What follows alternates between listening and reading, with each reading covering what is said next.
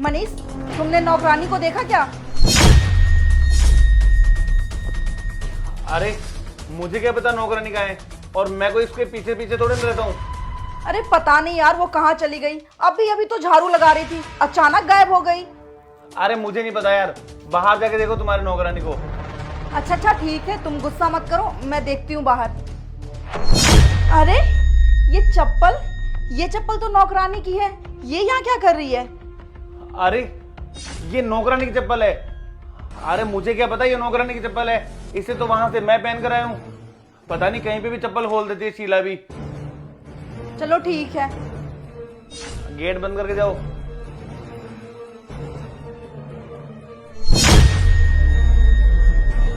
अरे मेम साहब, क्या हुआ? आप कुछ परेशान से लग रहे हो मुझे।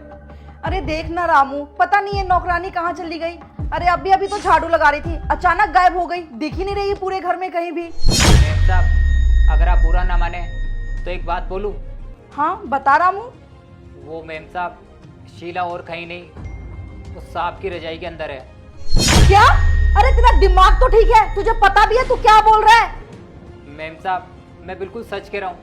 आप ना गेट के कान लगा के सुनो, आपको सांप की और शीला की आवाज सुनाई देगी। साहब, अगर मालकिन को पता चल गया तो क्या होगा?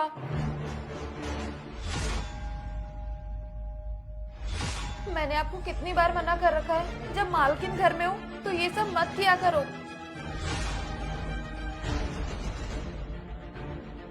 अरे मुझे क्या पता था कि ये आ जाएगी। और तू ना बिल्कुल भी चिंता मत करे, अभी मैं देखता हूँ, जैसे ये इधर उधर होगी तो मैं तुझे निकाल दूंगा यहाँ से, ठीक है? हाँ साहब, आप ना कैसे भी करके मुझे यहाँ से बाहर निकालो।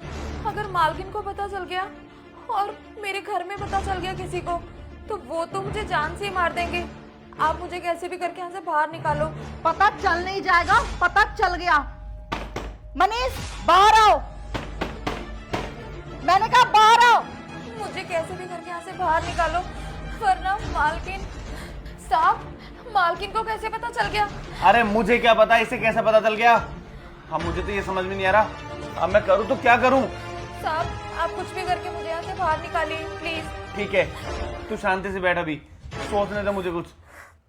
देखो, अब कुछ सोचने समझने का टाइम नहीं है तुम दोनों के पास। ऐ नौकरानी, बाहर आ। अरे साहब क्या करेंगे, झाड़ू निकालने थी देखो, लेकिन नहीं। इन दोनों को समझ नहीं आ रहा है क्या?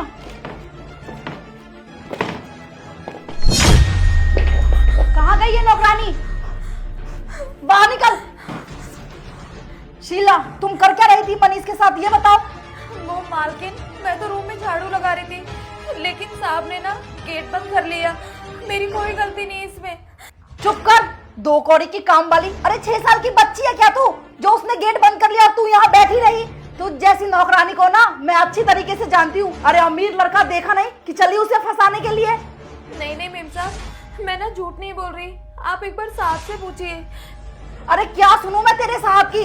अरे 4 दिन पहले ना पड़ोसन ने मुझे सही कहा था कि अपने से सुंदर ना कभी नौकरानी मत रखना, नहीं तो आदमी ना पत्नी से ज्यादा ना नौकरानी पे ध्यान देता है। मेरी बात कान खोल के सुन रहे, अब भी क्या भी निकल मेरे घर से।